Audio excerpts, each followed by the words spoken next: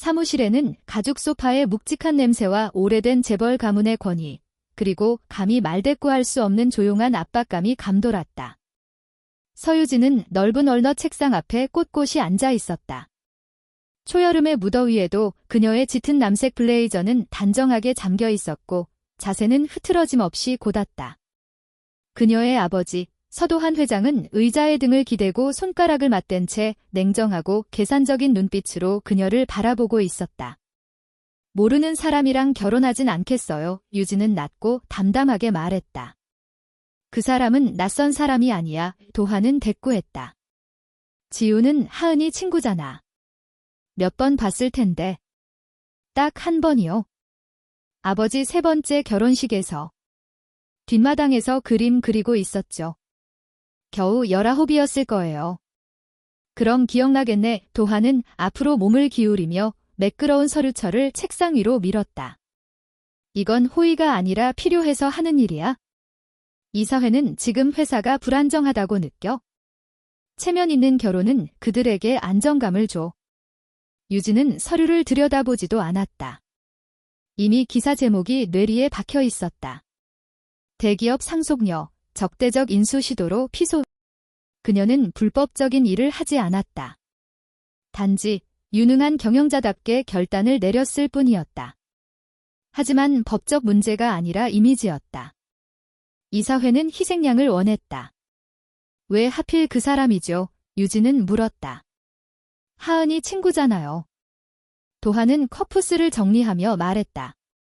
그 특유의 정밀한 손놀림은 더 이상 협상이 아닌 명령으로 넘어갈 때 항상 등장했다. 지우는 흠잡을 데 없는 사람이야. 순수하고 사진 찍힐 때도 잘 나오고. 무엇보다 중요한 건 그녀가 이 제안을 받아들였다는 거야. 유진은 눈을 가늘게 떴다. 왜 그녀는 이런 쇼에 동의한 걸까요? 그녀도 이유가 있겠지. 내가 그녀가 소중히 여기는 걸 도와주기로 했거든. 유진은 등을 기대고 팔짱을 꼈다. 그러니까 뇌물을 준 거네요. 난 제안을 한 거지? 마찬가지로 너한테도 제안을 하고 있는 거야? 그의 목소리에는 이미 결론이 담겨 있었다. 유진은 잘 알고 있었다. 이런 대화는 사실 대화가 아니었다. 예의와 권위로 포장된 조율된 조작일 뿐. 제가 거절하면요? 도하는 얇게 웃었다. 그럼 너를 현재 임시 대표 자리에서 내릴 거야? 이사회는 다른 사람을 뽑겠지? 그 사람은 남은 회사를 최고가에 팔아넘길 수도 있고. 유진은 그의 말을 듣고 수없이 많은 반박이 떠올랐지만 그중 어느 것도 가치 없었다. 그녀는 자리에서 일어나 재킷을 정돈한 후 말했다. 그럼 그 사람은 언제 만나죠? 다음 날 저녁, 만남은 서울 근교에 위치한 서가 저택에서 이루어졌다. 유진은 그 집을 될 수 있으면 피했다. 대리석 바닥, 감정 없는 미술 작품들, 손님들에게만 잘 보이기 위해 지어진 듯한 공간. 가족 구성원은 그 속에서 더욱 소외되기만 했다. 그녀는 일부러 늦게 도착했다. 해가 지고 산 너머로 마지막 햇살이 사라질 무렵 고급 세단이 조용히 진입로에 멈췄다. 거실은 라일락 향과 은은한 초 냄새로 가득했다. 그리고 벽난로 옆에 서 있던 여자. 아니, 그녀가 희미하게 기억하던 소녀는 이제 여자가 되어 있었다. 부드러운 갈색 웨이브 머리가 얼굴을 감싸고 있었고 그녀의 원피스는 단정하면서도 우아했다. 유진이 들어서자 그녀는 고개를 돌리고 조심스럽게 웃으며 말했다. 안녕하세요. 강지우예요. 유진은 고개를 끄덕였다. 지우. 전에 봤죠? 지우의 미소는 살짝 흔들렸지만 그녀는 손을 내밀었다. 유진은 잠시 손을 잡았다. 그 손은 차분하고 직업적인 감촉이었다. 서 회장이 손뼉을 가볍게 쳤다. 이번 주말부터 같이 살게 될 거다. 결혼식은 열흘 뒤야? 조용하게 진행할 거니까 언론은 못 따라올 거다. 법적으로만 문제 없으면 돼. 지우는 조용히 자리에 앉아 두 손을 무릎 위에 올렸다. 그녀는 관심이나 돈을 좇는 사람처럼 보이지 않았다. 오히려 눈빛 속에는 진심이 담겨 있는 듯 했다. 그게 유진을 더욱 경계하게 만들었다. 유진은 그녀를 향해 돌아서며 말했다. 가식 떨 필요 없어요. 당신도 뭔가 얻으려고 이걸 수락한 거겠죠? 저도 마찬가지고. 동화 같은 척은 하지 말자고요. 지우는 잠시 멈칫했지만 담담히 말했다. 동화라고 생각 안 해요. 좋아요. 서 회장은 마치 계약을 마무리 짓는 듯 손뼉을 한 번 더 쳤다. 이제 둘이 알아서 얘기 나눠봐. 그가 자리를 뜨자 공간엔 어색한 침묵이 흘렀다. 잠시 후 지우가 조용히 말했다. 억지로 이런 상황에 놓이게 돼서 미안해요. 저도 이게 공정하다고 생각하지 않아요. 유진은 다리를 꼬고 말했다. 우린 서로 동정할 사이가 아니에요. 친구도 될 생각 없고요. 당신 방은 따로 있을 거예요. 사진 찍을 땐 웃고 기자들 앞에선 손도 잡고. 그거면 됐죠? 이해됐나요? 지우는 눈을 피하지 않았다. 천천히 고개를 끄덕였다. 이해했어요. 하지만 그녀의 눈길은 유진을 잠깐 더 오래 바라보다가 내려갔다. 유진은 그걸 알아차렸고 그 사실이 신경 쓰였다. 그녀는 그런 걸 신경 쓰는 자신이 더 싫었다. 그날 밤 유진은 서울의 고급 아파트에 돌아와 위스키를 한 잔 따라 창가에 섰다. 유리창 너머로 펼쳐진 스카이라인을 바라보며 그녀는 아버지를 떠올렸다. 서도한 회장. 언제나 그녀를 마치 장기판의 말처럼 다뤘다. 어른들의 전쟁 속에서 길을 잃은 아이처럼 유진은 늘 함정 속에 있는 기분이었다. 하지만 무엇보다 싫은 건 그 모든 것을 받아들이고 있는 자신이었다. 가짜 결혼. 연출된 삶, 비어있는 연극. 그녀는 잔을 입에 댔다가 다시 내렸다. 강지우. 그녀의 눈빛. 동정도 아니었고 계산도 아니었다. 아마 이해였을까? 유진은 이해 따위 필요 없었다. 그녀가 원하는 건 오직 통제였다. 이 결혼도 마찬가지였다. 가짜일지라도 그것은 또 하나의 계약이었다. 그녀가 관리할 수 있는 또 하나의 프로젝트. 적어도 유진은 그렇게 믿으려 했다. 강지우는 서가 저택의 손님방 침대 가장자리에 앉아 있었다. 손끝은 드레스 끝단을 만지작거리고 방 안은 너무나 깔끔했다. 크림색 벽, 묵직한 커튼, 전시용처럼 느껴지는 그림들. 어느 것 하나 집 같지 않았다.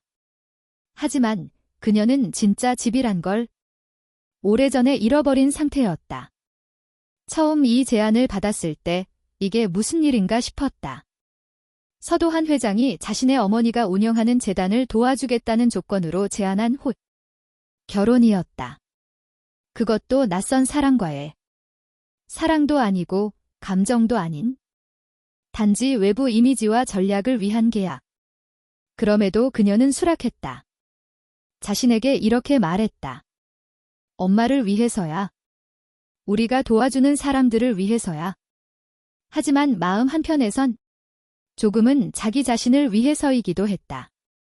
늘 누군가의 딸, 누군가의 친구, 누군가의 조력자로 살아온 삶.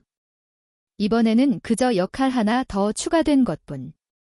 이상하고 공개적이고 짧은 공연.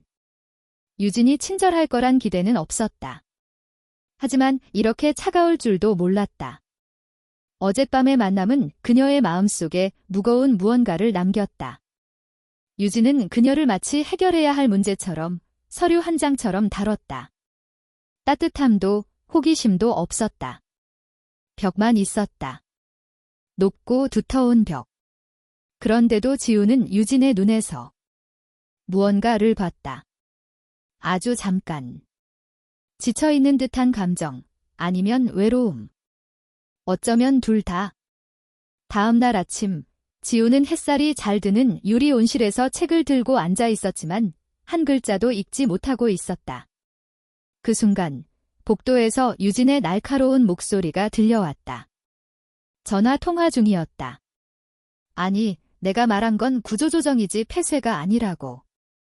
숫자가 모든 걸 말하잖아, 제이슨. 유진은 휴대폰을 귀에 댄 채 온실 안으로 들어와 지우를 힐끗 보더니 아무 말 없이 부엌 쪽으로 지나갔다. 몇 분 뒤, 지우는 차를 끓이며 조심스레 부엌으로 따라갔다. 좋은 아침이에요. 그녀가 조용히 인사했다. 유진은 막 전화를 끊고 짧게 대답했다. 아침. 잠시 정적이 흘렀다. 유진은 커피를 따르며 아무 말도 하지 않았다. 지우는 조용히 차를 준비했다. 아버지가 이 결혼으로 뭘 해결하려는 건지 말해줬어요. 지우가 나직이 물었다. 유진은 시선을 들지 않았다. 여론 신뢰, 이사회 안정, 브랜드 이미지. 골라. 그렇군요. 지우가 고개를 끄덕였다. 그리고 우리가 같이 사는 것도 전부 언론용인 거죠? 유진은 마침내 눈을 들어 지우를 바라보았다. 표정은 읽기 어려웠다. 그래. 지우는 고개를 끄덕였다. 알겠어요. 그럼 우리는 룸메이트, 결혼한 룸메이트네요. 괜찮네, 유진이 대답했다. 사생활은 각자 지켜요. 방문객도 안 돼요. 문제 만들지 말고. 지우는 살짝 웃었다. 제가 누굴 데리고 가짜 결혼집에 데려오겠어요? 유진은 어깨를 으쓱했다. 당신이 그림 그리는 것 말고 뭘 하는지 모르잖아. 지우는 조용히 숨을 쉬었다. 전 누굴 데려오지 않아요. 그리고 일부러 당신 인생을 힘들게 하려는 것도 아니에요. 유진은 카운터에 기대며 말했다. 이미 충분히 힘들어졌어. 지우는 그 말에 눈을 피하지 않고 그대로 바라보았다. 위로가 될지 모르겠지만 저도 이걸 원한 건 아니에요. 유진은 잠시 응시하다가 고개를 돌렸다. 그럼 하나는 같네? 그날 오후, 저택에는 사진 촬영 준비로 직원들이 분주하게 움직이고 있었다. 유진은 자신의 서재에 틀어박혀 있었다. 지우는 헤어와 메이크업을 받으며 마치 원치 않았던 신부처럼 거울 앞에 앉아 있었다. 핀으로 머리를 고정시키는 동안 그녀는 스스로에게 묻고 또 물었다. 내가 왜 여기에 있는 걸까? 소피아 아니, 미나은. 지우의 가장 친한 친구는 아직 이 모든 사실을 알지 못했다. 지우는 그녀에게 진실을 말할 용기가 없었다. 하은은 지우가 유진과 사랑에 빠져 조용히 결혼한다고 믿고 있었다. 그 거짓말은 지우의 가슴속을 무겁게 짓눌렀다. 그녀는 하은이 진실을 알게 되면 배신감을 느낄지 아니면 실망할지 걱정했다. 사진 촬영은 저택 뒤뜰 장미 덩굴 아래에서 시작되었다. 유진은 지우 옆에 서 있었다. 딱딱하고 공손하게. 그녀의 미소는 너무 억지스러워 금방이라도 금이 갈 듯했다. 두 분, 손 좀 잡아주시겠어요?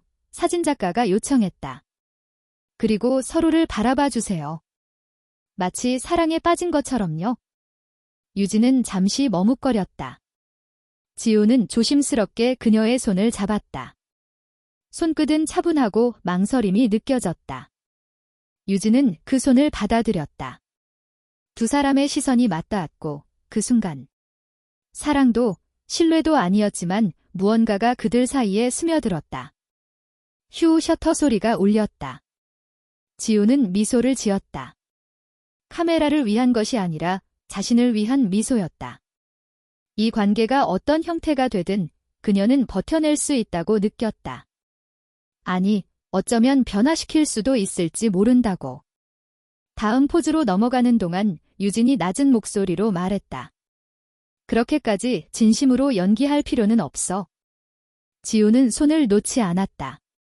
연기하는 게 아니라 저는 친절을 선택한 것뿐이에요. 유진은 순간 당황한 듯 눈을 깜박였다. 지우는 자연스럽게 한 발 다가섰고 손을 유진의 허리에 올렸다. 처음으로 유진은 피하지 않았다. 그날 밤 지우는 손님방 침대에 앉아 촬영 사진을 하나씩 넘겨보았다. 이메일로 받은 사진들 속 몇 장은 딱딱하고 형식적이었지만 어떤 장면은 놀랍게도 진짜 같았다. 둘이 거의 미소 짓고 있는 모습도 있었다. 그녀는 유진의 표정에서 무언가를 보았다. 외면하고 싶은 감정들, 그녀조차 인식하지 못한 진실들. 지우는 아직 그게 정확히 무엇인지 몰랐다.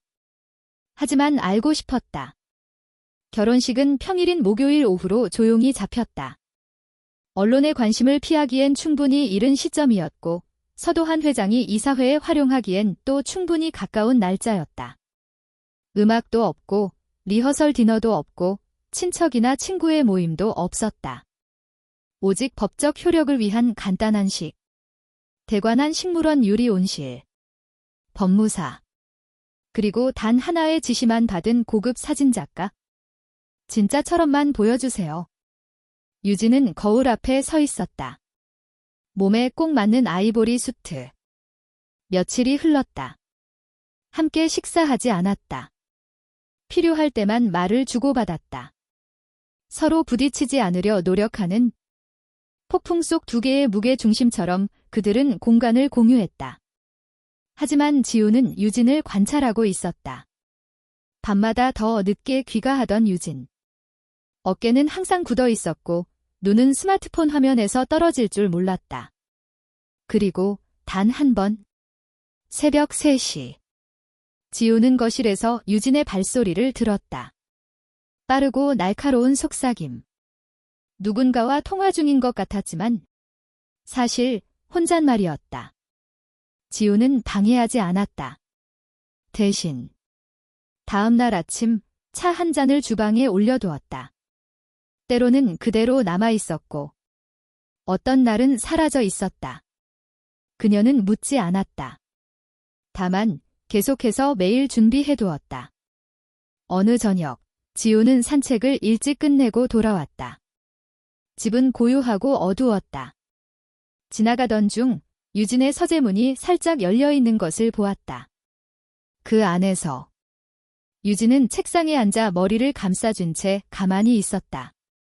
책상 위에는 문서들이 흩어져 있었고 공기엔 무너진 흔적이 감돌았다. 지우는 문 앞에 섰다. 조심스레 노크했다. 유진은 움직이지 않았다.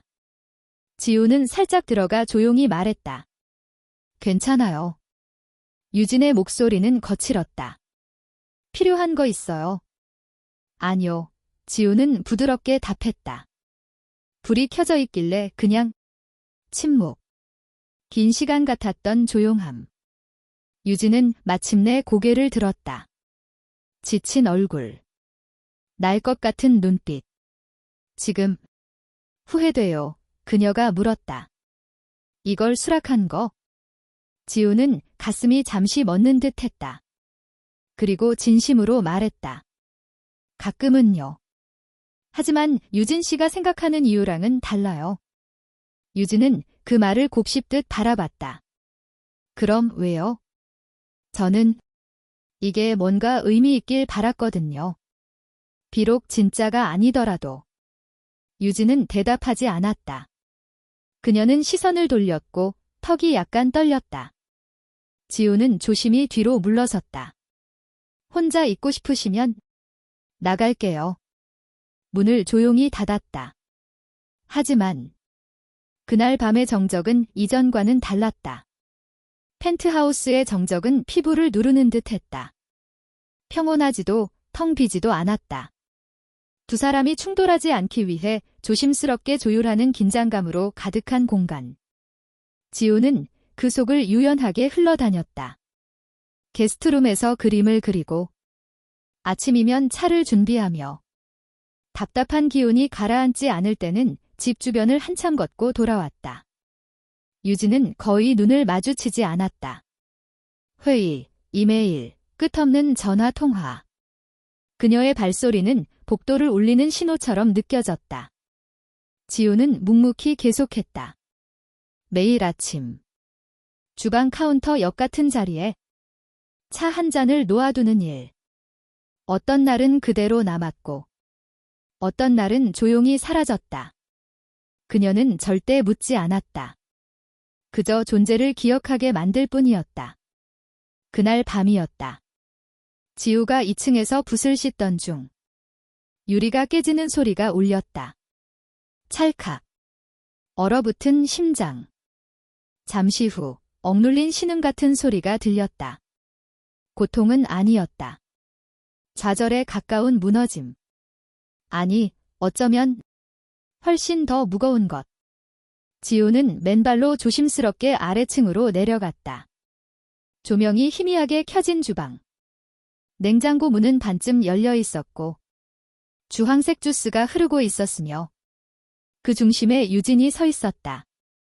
맨발로 얼어붙은 듯한 자세로. 마치 자신의 몸이 어떻게 움직여야 하는지 잊어버린 것처럼. 지우는 아무 말 없이 조심스럽게 입을 열었다. 유진 씨. 그녀의 목소리는 전자음보다도 작았다. 유진은 천천히 깜빡였다. 멀리서 깨어나는 사람처럼. 미끄러졌어요. 지우는 조용히 다가섰다. 움직이지 마세요. 유리 조각 밟아요?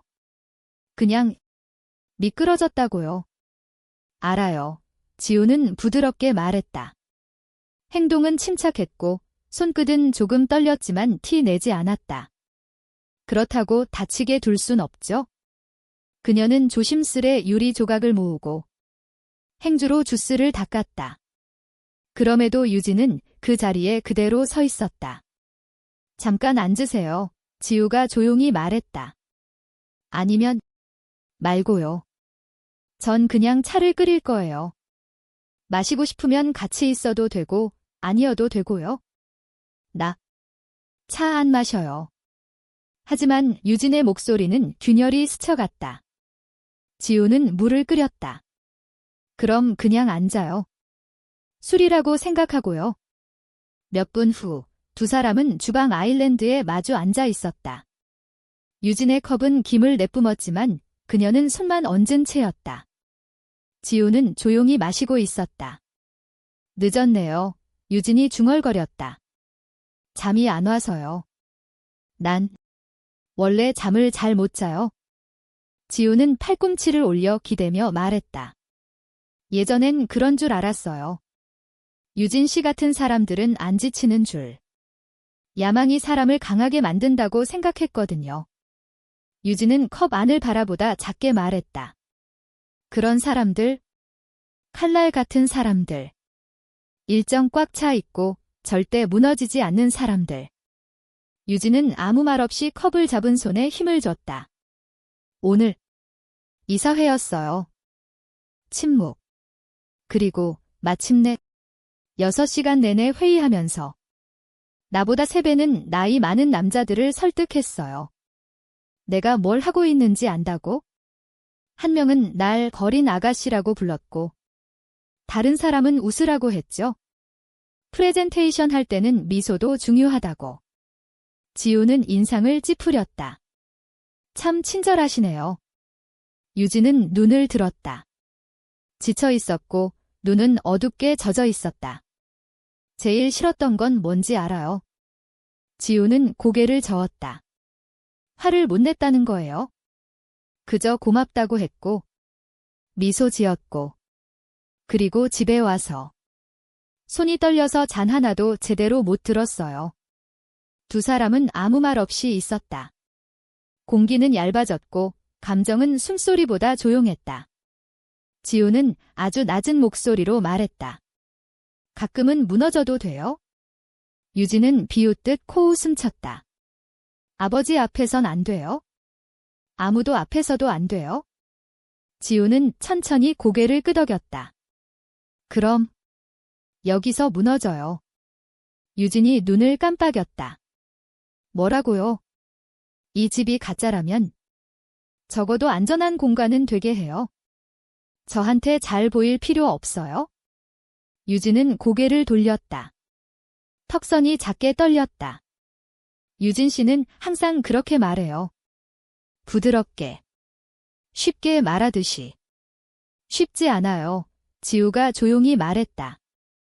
솔직한 거예요. 다음 날 아침. 지우가 놓은 차는 그녀가 돌아오기 전에 사라져 있었다. 그날 오후. 유진은 처음으로 게스트룸 문을 조용히 열었다. 지우는 그림을 그리고 있었다. 붓은 천천히 움직였고 표정은 평온했다. 그녀는 유진을 눈치채지 못했다. 빛이 캔버스에 내려앉고 그림 속 여인의 실루엣이 천천히 살아나고 있었다. 유진은 그림을 바라보다 조심스럽게 말했다. 뭐 그리고 있어요?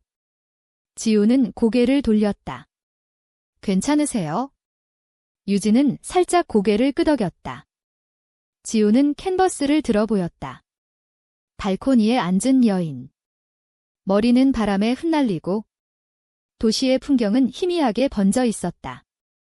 그녀는 정면을 보지 않았고 어딘가 멀리 아직 마주할 준비가 되지 않은 것을 바라보는 듯했다. 유진은 말을 잃었다. 혹시 이거 나예요. 맞아요. 지우는 조용히 말했다.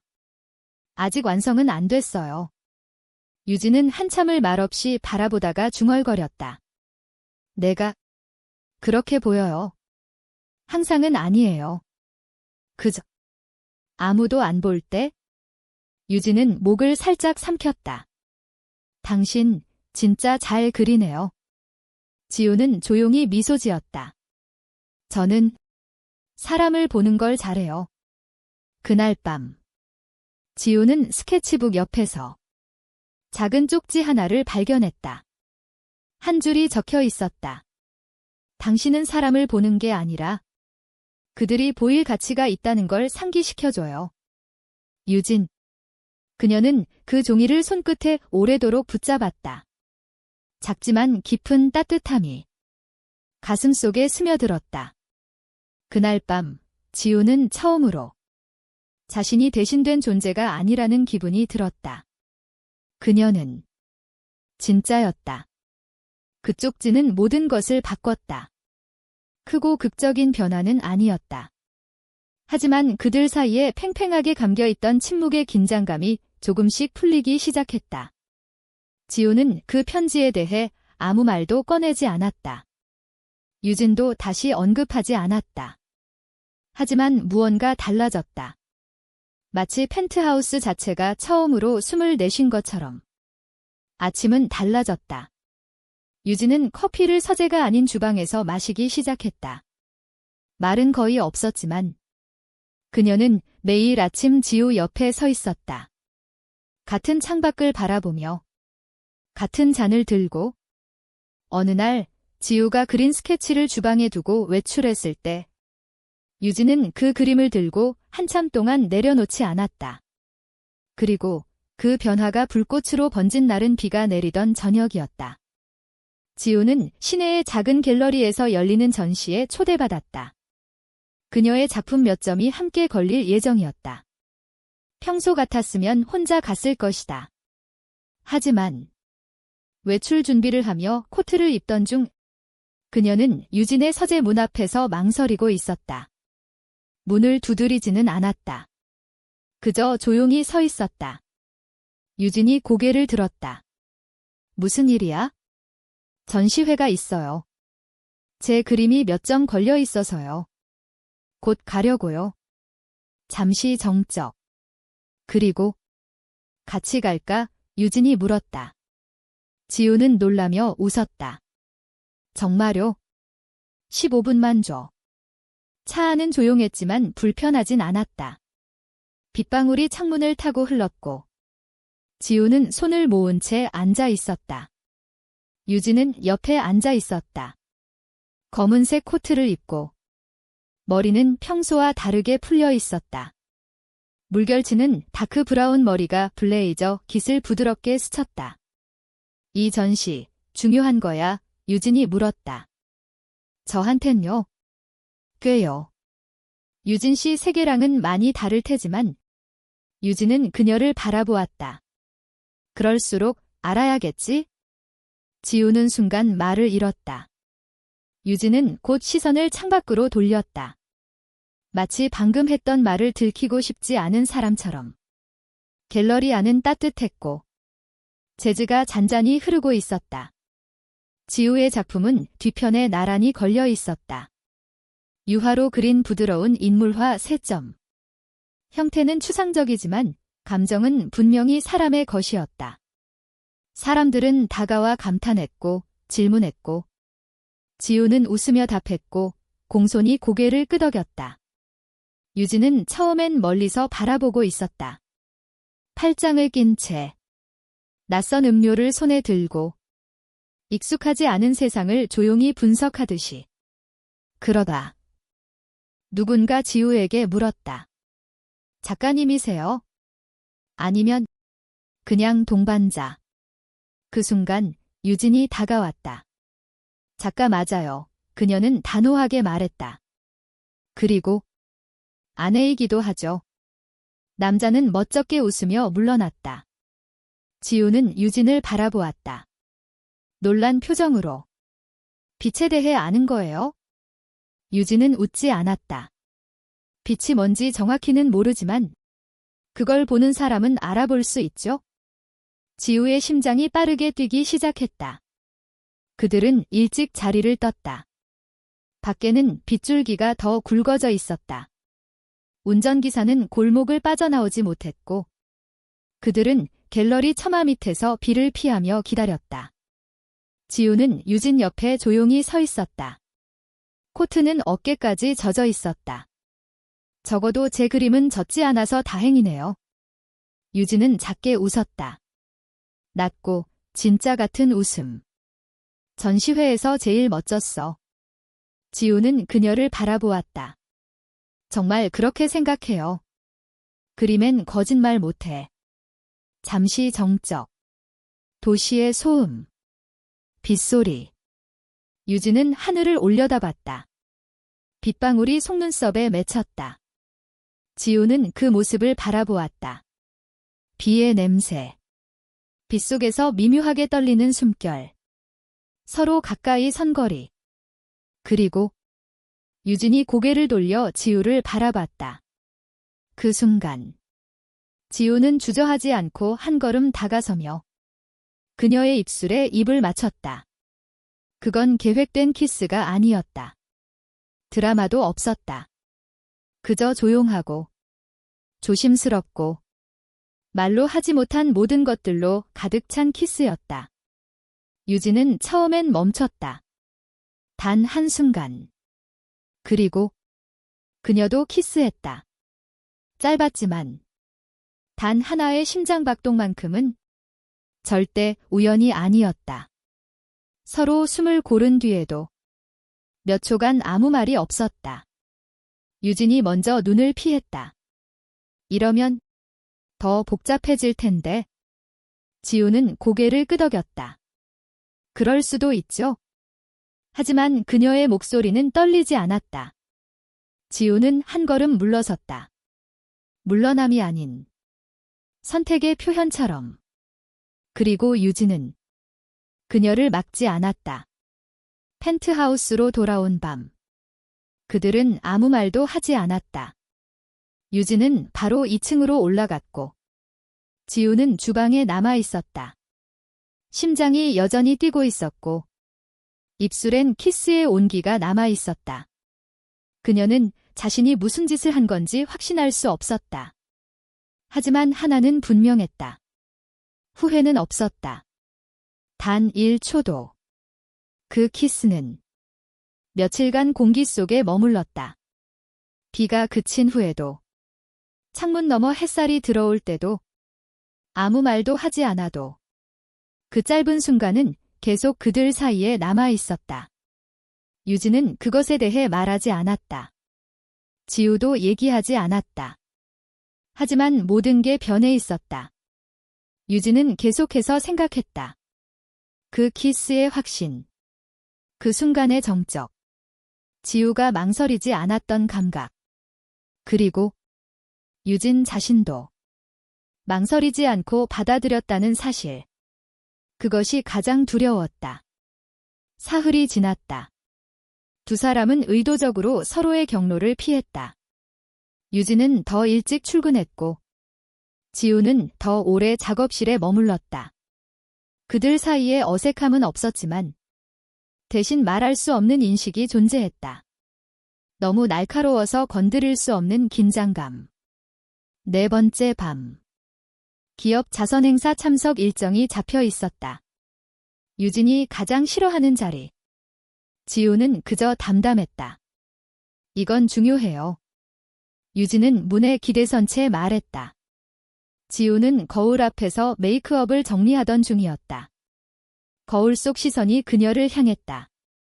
유진 씨한텐 모든 게 중요하죠. 유진은 망설였다. 그날 갤러리에서 지우의 손이 멈췄다.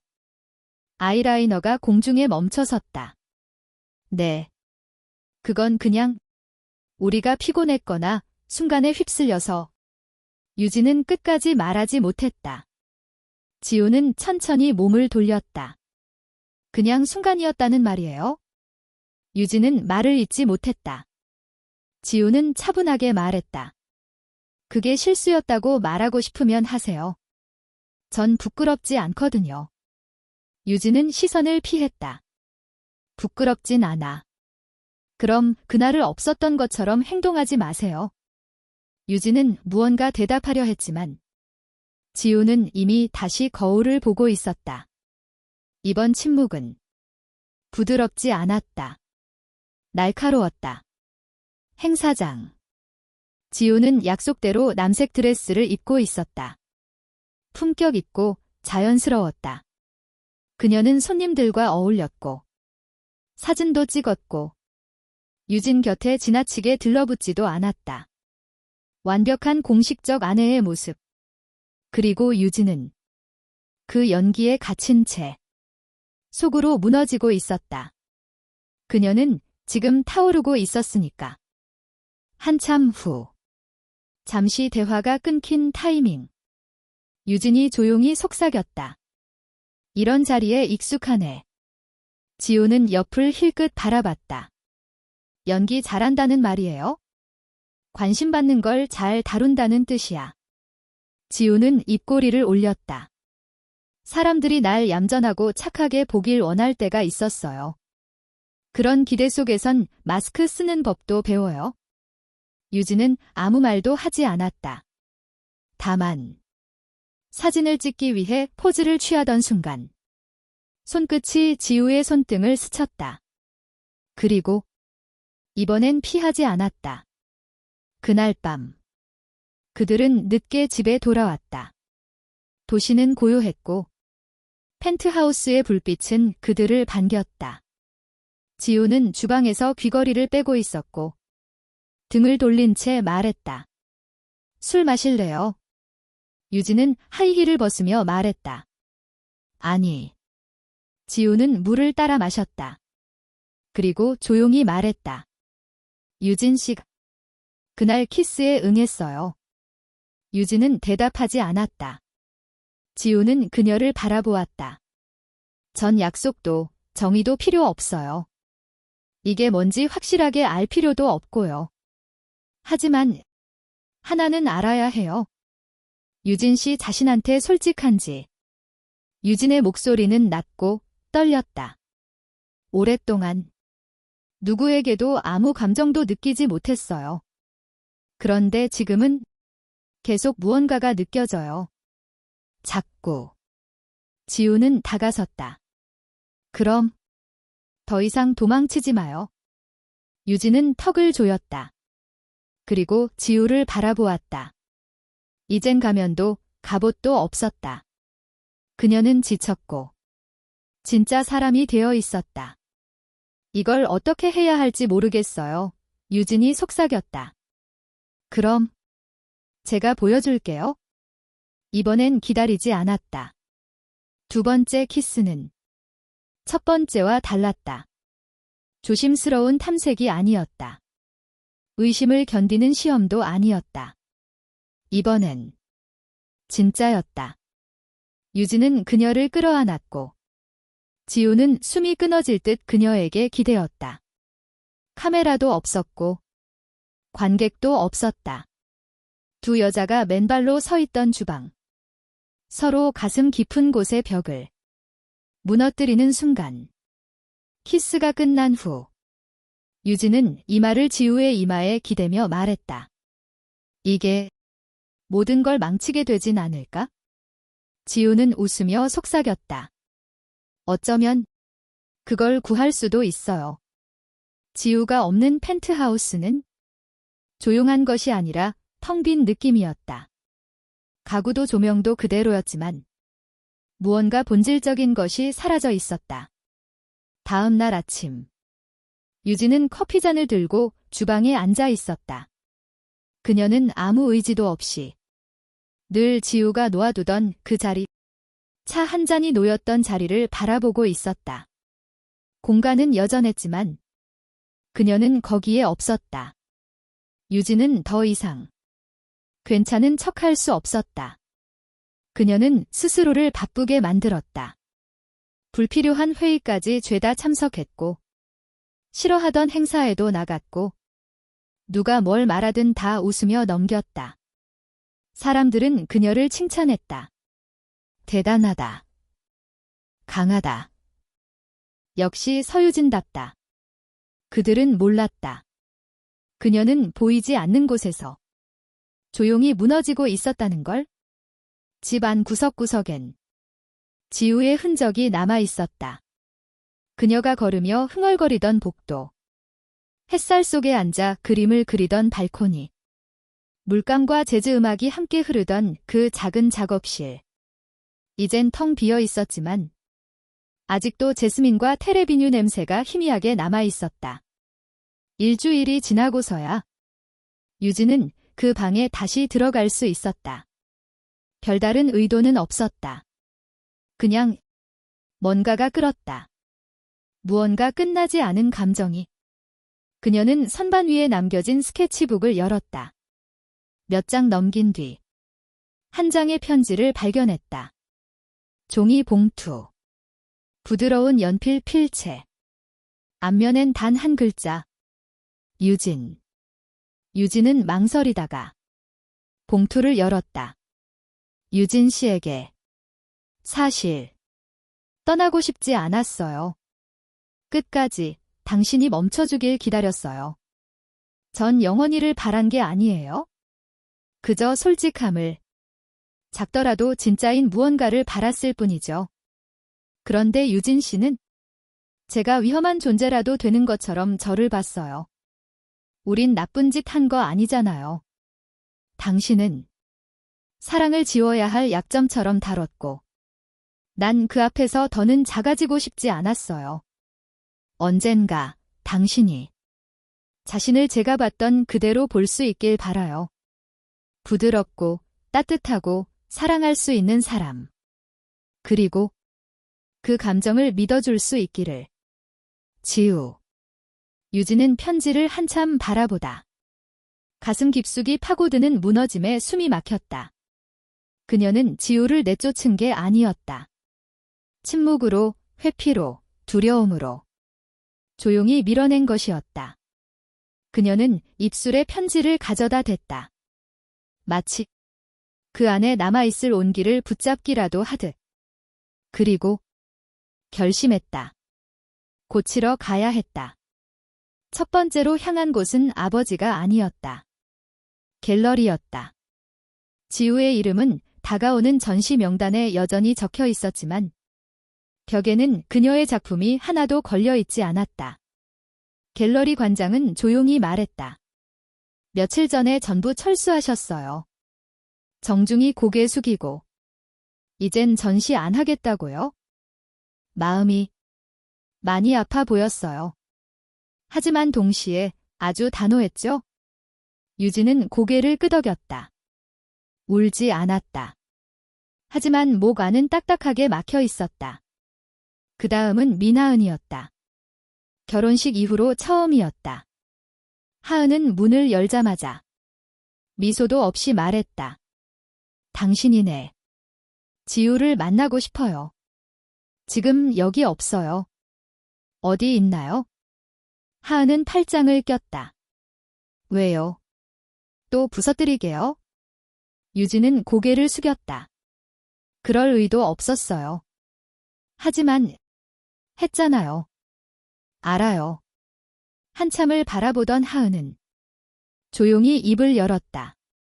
지우는 지금 강원도에 있는 본가에 있어요. 엄마랑 함께요. 핸드폰도 안 들고 갔어요. 아무도 찾지 않길 바랐어요. 유진의 목소리는 작게 떨렸다.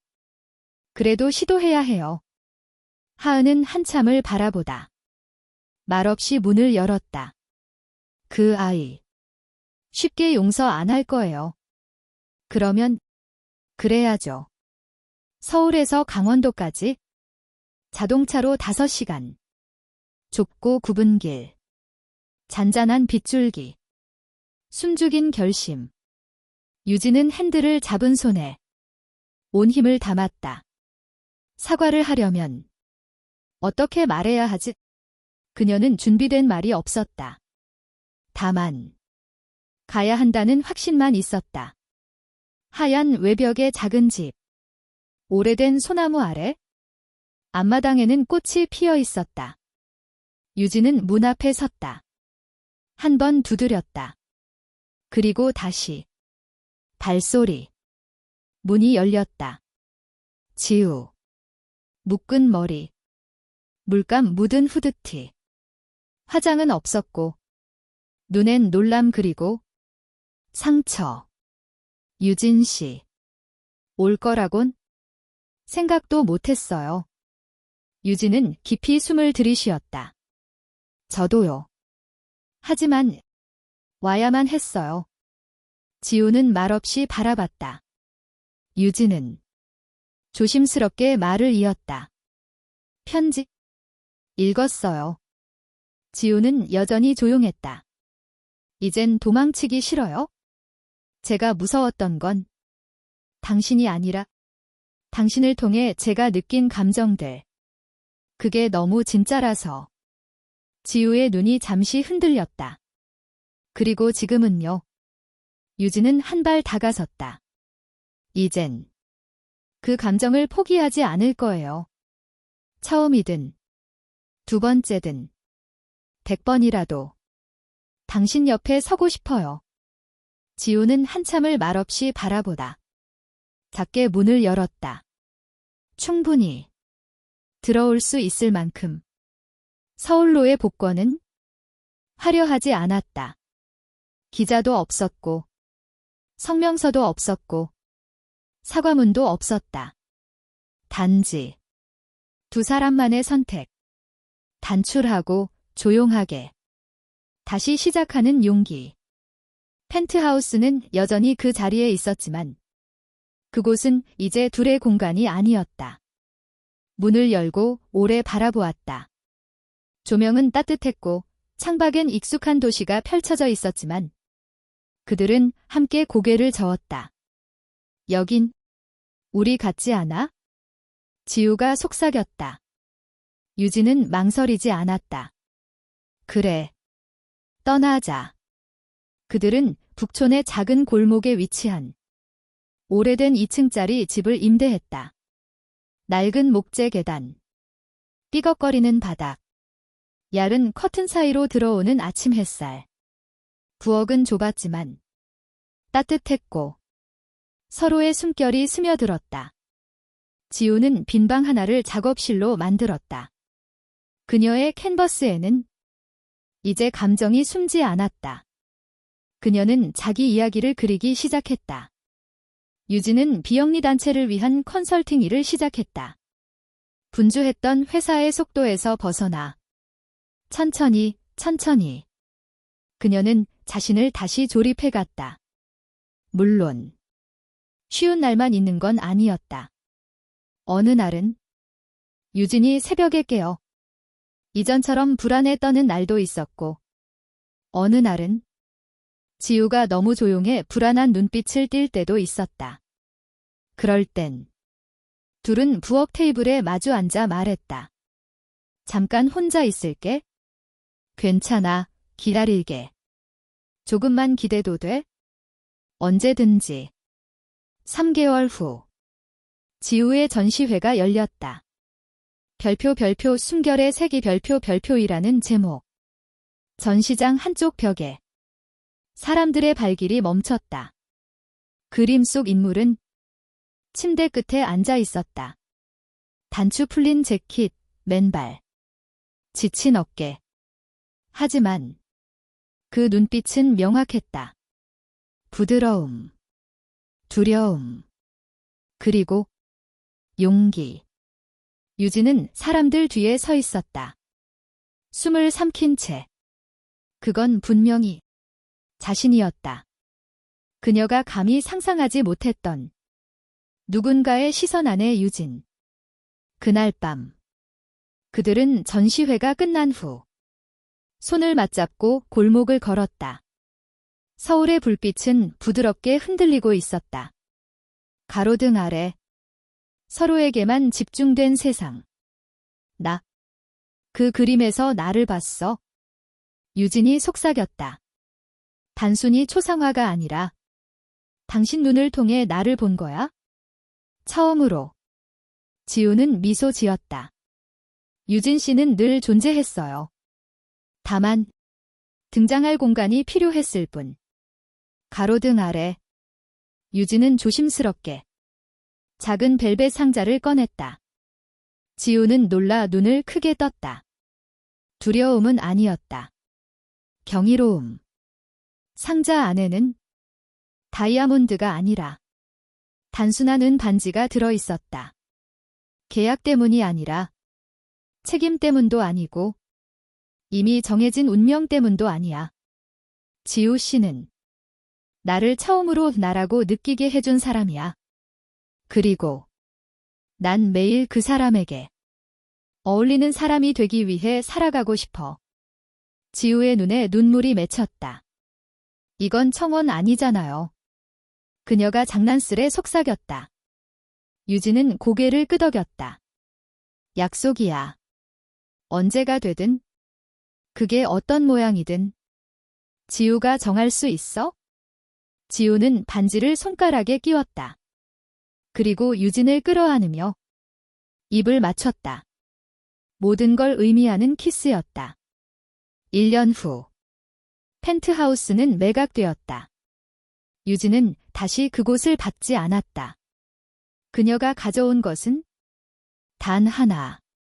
지우가 남기고 간 그림 한 점.